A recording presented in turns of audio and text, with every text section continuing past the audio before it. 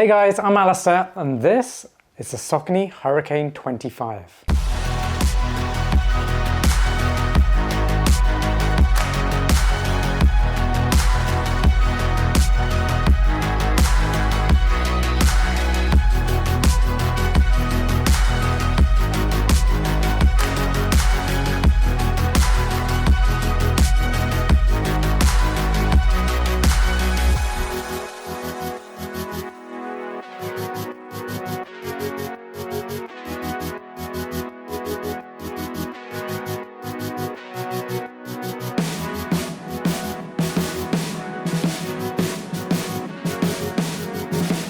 Now, if you watched my Hurricane 24 review, then you'll know I really liked that shoe, and it later became the running shoe that I kind of recommended the most in terms of the different categories for daily training. So for example, it's a fantastic max cushion running shoe, it's a fantastic general daily trainer for most daily training runs, and it's also a really good stability shoe. So in many ways, this is probably one of the best running shoes of the last year for me. So with all that said then, the Hurricane 25 is very much a daily trainer. So it is kind of for running those slower paced runs. Maybe you want to run recovery runs or jogs and you want to run longer distances in total comfort. Maybe you need a stability shoe, and possibly you need lots of cushioning and shock absorption underfoot as well. Yes, all of that is basically the Hurricane series, and the Hurricane 25 does come with some new updates which do affect how the fit feels a little bit, and also how the ride feels too. As always, I'm going to start with the key specifications. First off, they cost $160, and I will let you know by the end of this review if I believe they're worth that price tag. They weigh 10.5 ounces or 298 grams, which is lighter than the previous version. They have a drop of 6 millimeters from heel to toe. The upper mesh is very plush all the way around, so you've got lots of padding and comfort around the collars, and also the heel counter, which has some flexibility, meaning it doesn't put too much pressure on your Achilles, but it does give you a good heel lock. The mesh itself isn't particularly breathable, but the fit is incredible. Tongue's nice and padded too. The midsole is using a dual foam setup with Power Run PB and Power Run. What that dual density does is basically give you a nice soft landing, but when it comes to takeoff, it gives you a nice response as well. And that's what mixing two foams can do to a running shoe midsole. By the way, that's the same on a previous version too. The only thing that's changed is the geometry of that midsole slightly, which will improve the ride. The outsole is using a redesigned XT900 carbon rubber compound. Offers very good traction, and there is more coverage on this version as well, providing better durability over time. Some extra attributes include the SRS sock liner, which gives you a nice bit of padding. That's this insole here. Very comfortable, and it does use form fit technology.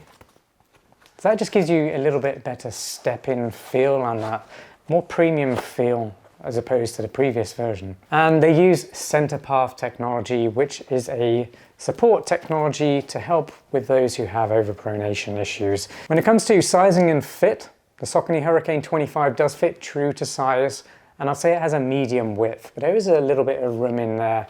If you do have higher volume feet, then the lacing setup does cater to that. You can get a nice wider fit. But if you know you have very wide feet, then definitely go for the wide version. And if you have used the Hurricane 24 and you're wondering if the sizing and fit's changed, it hasn't, it's pretty much the same. If you're enjoying this review so far, please give it a like, share it with a friend, and subscribe to my channel for more running shoe reviews just like this one. Don't forget to hit that notification bell. That'll let you know as soon as new videos drop. If you're new to the channel, I always keep my reviews genuine, honest, and as insightful as possible to help you decide whether or not the shoe I'm currently reviewing is going to be best for you and your needs.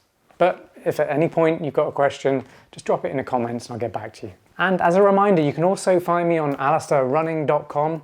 On there I write about all things running, including reviews, but also roundups of the best running shoes in every category. So whether that's the best Saucony running shoes, the best daily trainers, best race day shoes, all those categories, I've got roundups on there, so definitely head over there and make sure you subscribe so you get a newsletter every time new content drops. I'm also on Instagram, so definitely head over there for a little behind the scenes look. You'll get to see what kind of training I get up to, what kind of running holidays or vacations I take, and get to know my family a little bit better. Congrats, you made it to my performance review. I'm going to start with the ride, which does include the new SRS sock liner, but also the midsole, because that's really the start of a show. That's what connects you, the runner, to the ground beneath and gives you that ride that you want to talk about. So I'm going to start with a sock liner because that's new. Feels really good to step into, makes the fit feel that little bit more premium, a little bit softer underfoot if you are running on hard concrete, for example. But the most joyful part of this shoe is the midsole. It's that dual layer of Power Run PB foam, but also Power Run foam underneath. So the Power Run PB foam is softer and has a nice bit of bounce. That's the top layer that you'll see wrapping all the way around the shoe. And then you've got the Power Run foam, which gives you the nice bounce, rebound response, but also really good shock absorption on there. It just works really well together. And this was very much the same on the previous version, but the geometry has just changed a little bit with this one. And what it does is give you a little bit more of a smoother stride. So there's a little bit more of a rocker. It's hard to notice. If I just get this other shoe here, this is the previous version. They both got a rocker, but it just feels somewhat a little bit smoother, and I really like the ride of this. But what I absolutely love about it is the fact it's max cushion, so tons of protection underfoot if you are running long miles. But it's also stable. That's not always something that's easy to do, to get a nice plush midsole, but also have stability. And a lot of heavier runners out there do find that plush or max cushion running shoes do lack in stability. So you guys are absolutely gonna love it. Anyone who's a beginner runner, just looking to maybe take running up again, maybe you used to run in the past and you wanna start running again, this is a fantastic shoe to do that. It's also great if you want to start running longer distances. Maybe you're starting to train for a half marathon or a marathon.